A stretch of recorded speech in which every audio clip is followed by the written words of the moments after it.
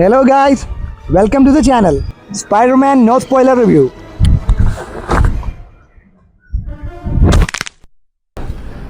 Do not try that at home. Spider-Man അവൻ നോക്കിയതാ.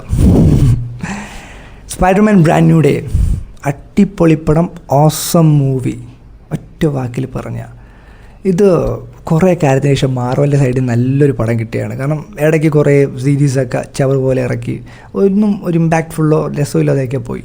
പക്ഷേ ഇതങ്ങനെയല്ല, ഭയങ്കര രസമായിട്ട് ഇറക്കി. നമ്മളിപ്പോൾ ടോം ഹോളണ്ടിൻ്റെ 3 മൂവി ഇനി മുമ്പുണ്ടായിരുന്നു. 3ലും നമ്മൾ കുറേ ആക്ഷനും കുറേ സംഭവങ്ങളൊക്കെ കണ്ട് ഇതിലോട്ട് വരുമ്പോൾ ഇതൊരു വെറും മാസ് ആക്ഷൻ പടത്തിലുപരി ഇതൊരു ഇമോഷണൽ, വെൽ ക്രാഫ്റ്റഡ്, അതുപോലെ ആക്ഷൻ ബ്ലോക്സ് ഉണ്ട്, എല്ലാം അടിപൊളിയാണ്. കാരണം ജാക്കി ചാനാണ് കൊറിയോഗ്രാഫി, അതിന് പ്രത്യേകിച്ച് പറയണ്ടല്ലോ, പൊളി. പിന്നെ ഡയറക്ടർ നമ്മുടെ ഷാങ്ജിയുടെ ഡയറക്ടറാണ്, സൂപ്പറായിട്ട് എടുത്തു വെച്ചിട്ടുണ്ട്. ഈ പടം കണ്ടപ്പോൾ ഭയങ്കര സാറ്റിസ്ഫൈഡ് ആയിരുന്നു. തിയേറ്ററിൽ ഫസ്റ്റ് ഷോ ആയതുകൊണ്ട് പിന്നെ എക്സ്പീരിയൻസ് അടിപൊളിയായിരുന്നു, അത് വേറെ.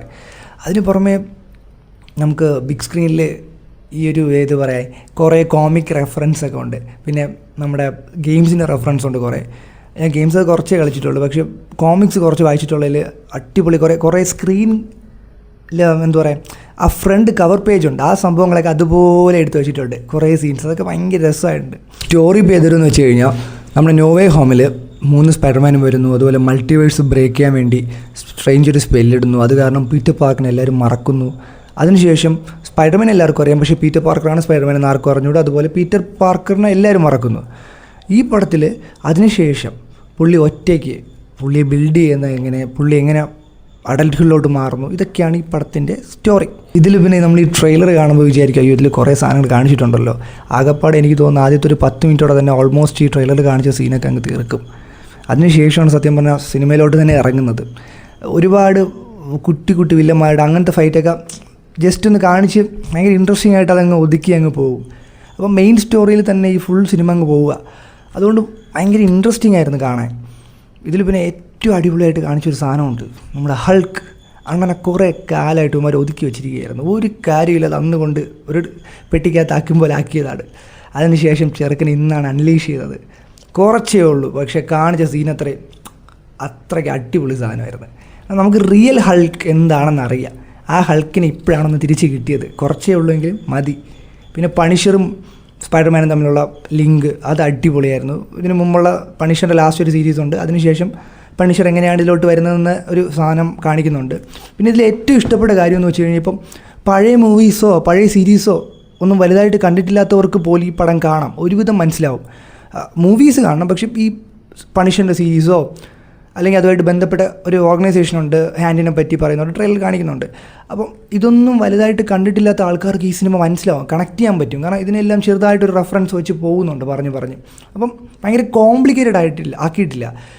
സത്യം പറഞ്ഞാൽ നമ്മളൊരു സ്റ്റാൻഡ് അലോൺ മൂവി എടുക്കുമ്പം എല്ലാവരും ആഗ്രഹിക്കുന്നൊരു സാധനമാണ് മാക്സിമം കോംപ്ലിക്കേറ്റഡ് ആക്കാതിരിക്കാൻ. കാരണം എല്ലാവർക്കും കാണണം, എല്ലാവർക്കും ഉൾക്കൊള്ളണം, എല്ലാവർക്കും മനസ്സിലാവണം.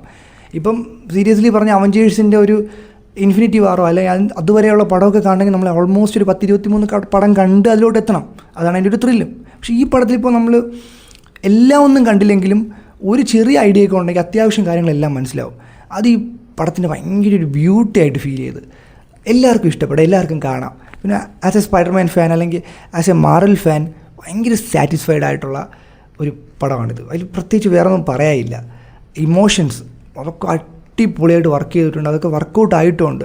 ഒരുപാട് സീൻസ് നമുക്ക് തന്നെ ഫീൽ ചെയ്യും, പുള്ളി ഒരു അഡൽട്ട് ലൈഫ് അല്ലെങ്കിൽ ഒറ്റയ്ക്ക് ആ ഒരു ജീവിതം എന്ന സാധനമൊക്കെ ടോം ഹോളണ്ട് അടിപൊളിയായിട്ട് കാണിച്ചിട്ടുണ്ട്. പിന്നെ ഇതിൽ കുറേ ഷോർട്സ്, അത് ട്രെയിലറിൽ നമ്മൾ കാണുമ്പോൾ തന്നെ അറിയാം, 2-3 ഷോർട്സൊക്കെ ഭയങ്കര ഹെവി സൂപ്പർ സാധനമാണ്. പിന്നെ ഗെയിം റെഫറൻസ് അതും അടിപൊളിയാണ്. അപ്പം മൊത്തത്തിൽ പടം ഈസ് എ ഫുൾ പാക്ഡ്, എന്തു പറയാൻ, അടിപൊളി മൂവി.